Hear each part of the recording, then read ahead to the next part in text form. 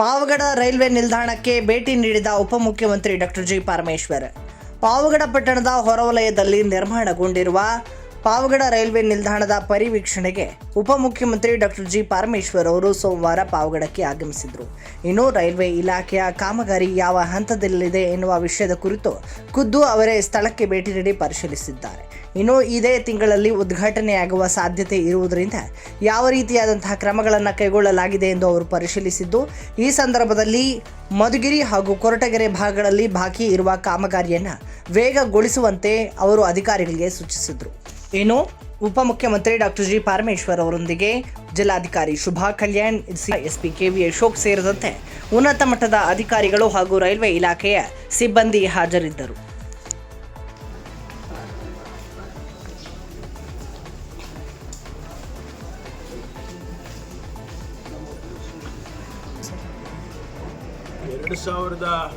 ರಲ್ಲಿ ಕೇಂದ್ರ ಸರ್ಕಾರದಲ್ಲಿ ಲಲ್ಲೂ ಪ್ರಸಾದ್ ಯಾದವ್ ಅವರು ರೈಲ್ವೆ ಸಚಿವರಾಗಿದ್ದರು. ಆ ಸಂದರ್ಭದಲ್ಲಿ ಅಂದಿನ ಮಡಗಶಿರ MLA ಆಗಿದ್ದಂಥವರು ನಮ್ಮ ರಘುವೀರ್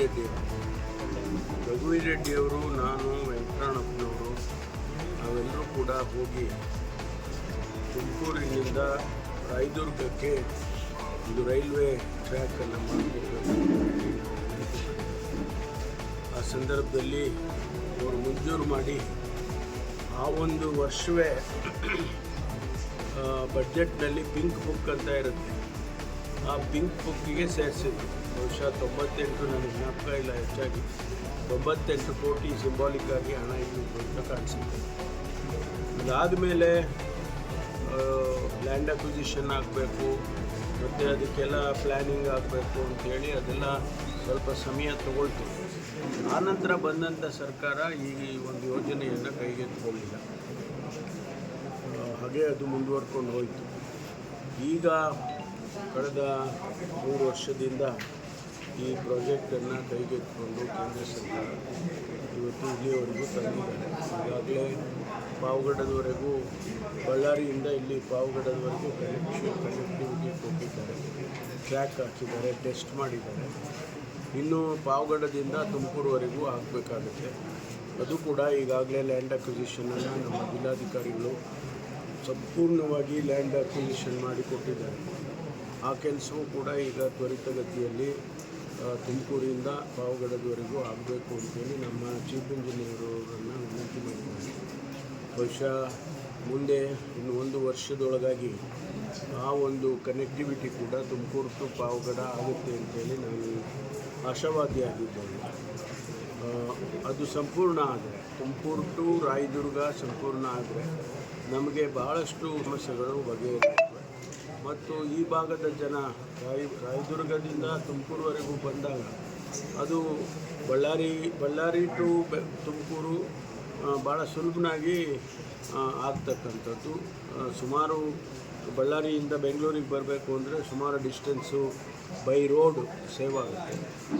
ಜನ ಭಾಳ ಯಾವುದೇ ತೊಂದರೆ ಇಲ್ಲದೆ ಸುರಕ್ಷಿತವಾಗಿ ರೈಲಿನಲ್ಲಿ ಬಂದು ಬೆಂಗಳೂರನ್ನು ಸೇರ್ಬೋದು. ಹಾಗಾಗಿ ಇದು ಭಾಳ ಒಂದು ಪ್ರಾಮುಖ್ಯವಾದಂಥ ಯೋಜನೆ. ನಮಗೆ ತುಮಕೂರಿಗೆ ಭಾಳಷ್ಟು ಉಪಯೋಗ ಆಗುತ್ತೆ ಇದರಿಂದ ಅಂತೇಳಿ ನಾನು ಭಾವಿಸ್ತೇನೆ. ಆದಷ್ಟು ಶೀಘ್ರವಾಗಿ ಅವರ ಯೋಜನೆಯ ಅಂದಾಜಿನ ಪ್ರಕಾರ ಅವರು 28 ಅಂತ ಹೇಳ್ತಾರೆ, ಆದರೆ ನಾವು ಇನ್ನೂ ಮೊದಲೇ 27 ಅಂತ್ಯದವರೆಗೆ ಮುಗಿಸ್ಕೊಡಿ ಅಂತೇಳಿ ನಾವು ಕೇಳ್ಕೊಂಡಿದ್ದೇವೆ. ಸಾಧ್ಯ ಆಗುತ್ತೆ, ಅವರು ಪ್ರಯತ್ನ ಮಾಡಿದ್ದಾರೆ ಅಂತೇಳಿ. ಅದರಿಂದ ಇವತ್ತು ಭಾಳ ನಾನು ಪಾವಗಡಕ್ಕೆ ಮೊನ್ನೆ ವೆಂಕಟರಮಣಪ್ಪನವರ ಶ್ರದ್ಧಾಂಜಲಿ ಅರ್ಪಿಸೋದಕ್ಕೆ ಬಂದಿದ್ದೆ. ಆ ಸಂದರ್ಭದಲ್ಲಿ ಭೇಟಿ ಕೊಟ್ಟಿದ್ದಾರೆ. ನಮ್ಮ ಚೀಫ್ ಇಂಜಿನಿಯರ್ ಅವರು, ನಮ್ಮ ಜಿಲ್ಲಾಧಿಕಾರಿಗಳು, SP ಅವರು, ನಾವೆಲ್ಲರೂ ಕೂಡ ಬಂದು ಇದನ್ನು ನೋಡಿದ್ದೇವೆ. ಭಾಳ ಸಮಾಧಾನ ತಂದಿದೆ. ಆದರೆ ನಮ್ಮ ಪೂರ್ತಿ ಪಾವಗಡ ಟು ತುಮಕೂರು ಕನೆಕ್ಟಿವಿಟಿ ಆದಾಗ ಇನ್ನೂ ಹೆಚ್ಚು ಸಂತೋಷ ಆಗುತ್ತೆ.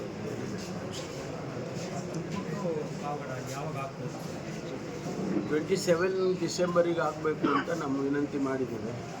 ಅವ್ರದ್ದೇ ಆದಂಥ ಕ್ಯಾಲ್ಕುಲೇಷನ್ಸು, ಯಾಕೆಂದರೆ ಲ್ಯಾಂಡು ಸ್ಟೇಟ್ ಗೌರ್ಮೆಂಟಿಂದ ಲ್ಯಾಂಡ್ ಎಲ್ಲ ಕೊಟ್ಟಿದ್ದೇವೆ. ಆಮೇಲೆ ನಮ್ಮಿಂದ ಏನು ಸಹಾಯ ಆಗಬೇಕು ಅದೆಲ್ಲವನ್ನು ಕೂಡ ನಾವು ಮಾಡಿಕೊಡ್ತೀವಿ. ಅವರು ಆದಷ್ಟು ಬೇಗ ಮಾಡಬೇಕು ಅಂತೇಳಿ ಈಗ ಅವರು ಅಲ್ಲೇ ಪ್ಲ್ಯಾನ್ ಮಾಡ್ಕೊಂಡಿದ್ದಾರೆ, ಕೆಲಸನೂ ಕೂಡ ಅಲ್ಲಲ್ಲೇ ಪ್ರಾರಂಭ ಮಾಡಿದ್ದಾರೆ. ಅದರಿಂದ ನನಗೆ ವಿಶ್ವಾಸ ಇದೆ 27 ಡಿಸೆಂಬರಿಗೆ ಅವ್ರು ಮಾಡ್ತಾರೆ.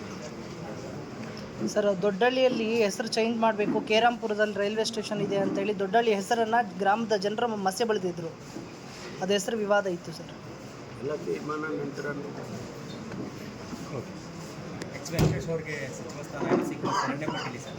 ಯಾಕಾದ್ರು ಅವರು ಸಮರ್ಥರಿದ್ದಾರೆ. ಸಾರ್ವಜನಿಕ ಬದುಕಿನಲ್ಲಿ ಅವರು ಅವರ ತಂದೆಯ ರೀತಿಯಲ್ಲಿ ಪ್ರೀತಿ ವಿಶ್ವಾಸ ಗಳಿಸ್ಕೊಂಡು ಕೆಲಸ ಮಾಡ್ತಿದ್ದಾರೆ, ಸಮರ್ಥರಿದ್ದಾರೆ. ಅವರಿಗೂ ಕೂಡ ಅವಕಾಶಗಳು ಇದ್ದಾವೆ. ಭರವಸೆ ಇದೆಯಾ ಸರ್ ನಮ್ಮ ಕಡೆಯಿಂದ? ಖಂಡಿತವಾಗಿ ಪ್ರಯತ್ನ ಇದೆ ಸರ್ ನಿಮಗೆ. Thank you.